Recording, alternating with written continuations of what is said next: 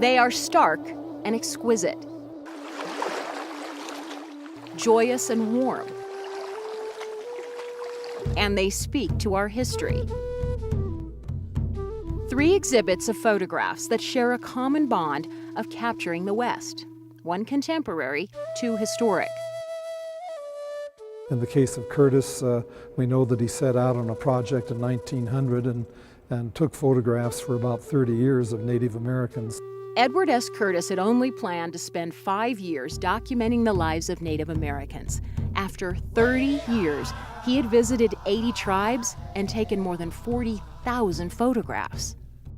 Curtis was never claimed to be an anthropologist or an ethnologist, but he sincerely believed that it was important to record what he knew was a vanishing way of life that was happening right then and there. The Curtis exhibit is historically significant, even garnering a letter from President Theodore Roosevelt in 1905, in which Roosevelt commented, "I regard the work you do as one of the most valuable works which any American could now do."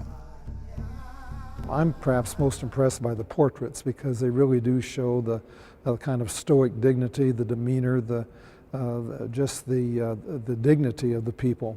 The portfolio in the Arvada Center's collection was a gift to the center in 1984 from First Financial Securities of Aurora. It features tribal people of the Blackfoot, Blood, Cree, Crow, and other tribes of Montana and Alberta, Canada.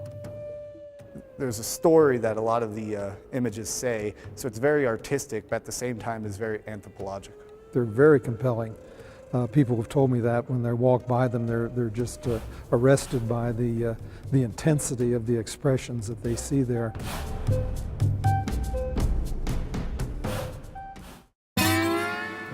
Like Curtis, photographer William J. Collins captured historical scenes of the West.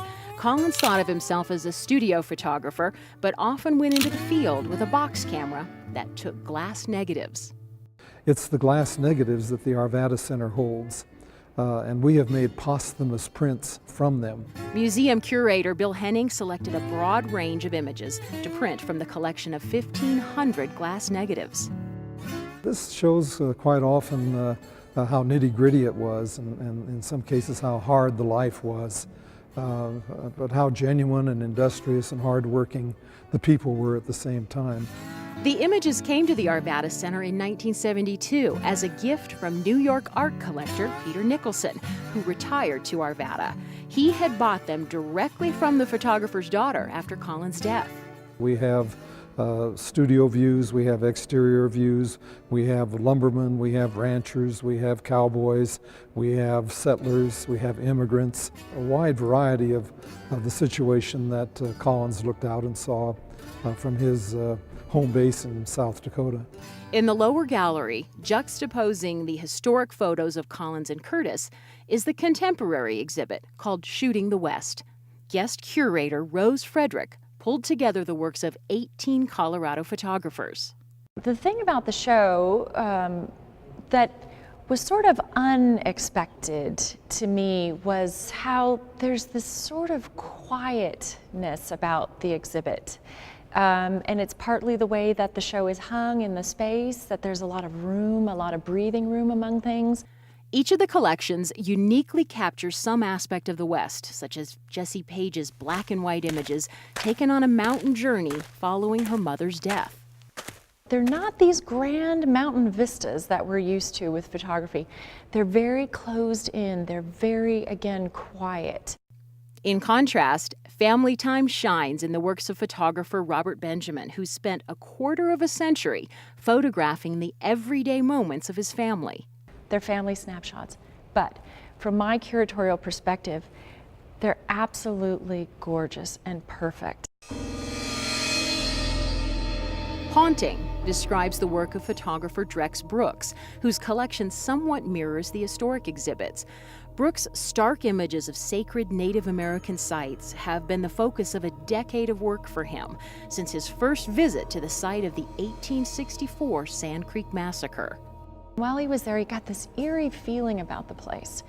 So he went back to his home in Denver and he started researching it, and then he realized why it was such an strange, eerie, poignant place. Brooks has since traveled 48 states photographing such sites. 4 of his images are in the exhibit. What I did with his 4 images is I added in a photo from a collector in Denver, Rob Lewis, who has a fabulous historic collection of photography. And he has one by John Graybill, who is a photographer from South Dakota, North Dakota, that area, and kind of moved around a bunch. But he photographed Wounded Knee at the ghost dance site and photographed the teepees and the encampment for the ghost dance. So it's very poignant. You see this Wounded Knee photo with the Indians, this bucolic, lovely scene right next to the modern day scene of Wounded Knee, which is again very eerie and still. Images of the changing West take many forms. Photographer Roddy McGinnis took a fascinating approach to his collection. He found old yearbooks, and he took those images of people in the 1940s and then Googled them and found them wherever they lived in America and re-photographed them and then compared them side by side. And I think that says a lot about the West too, because the West changes just like the human body, and it ages. And the West has some sort of agelessness to it also, just like that yearbook. Other collections show life on the farm, ranchers. From the authenticity of the historic images to the contemporary images of today, the galleries reveal the character of the West. What I'm really trying to do is start a discussion and carry you through the exhibit and show you many different aspects of the state and show you things and ways to think about the state differently. It's so easy in an art gallery just to kind of glide past the pictures on display, but these really are worth spending a few minutes to study exactly what was captured on film.